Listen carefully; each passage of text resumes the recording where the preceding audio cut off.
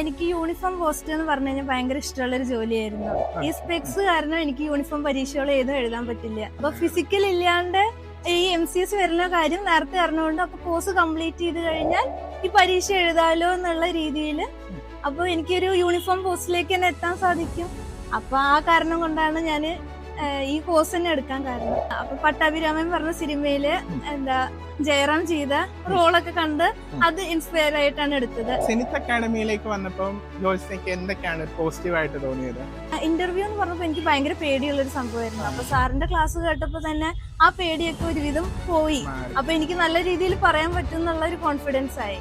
K park മൊത്തം പഠിച്ചുണ്ടാക്കുക എന്നല്ല നമ്മുടെ ലക്ഷ്യം. നമ്മുടെ ലക്ഷ്യം ആ പാർക്കിനെ ചുരുങ്ങിയ സമയം കൊണ്ട് എങ്ങനെ പോർഷൻസ് കൂടുതൽ കവർ ചെയ്യാന്നാണ്.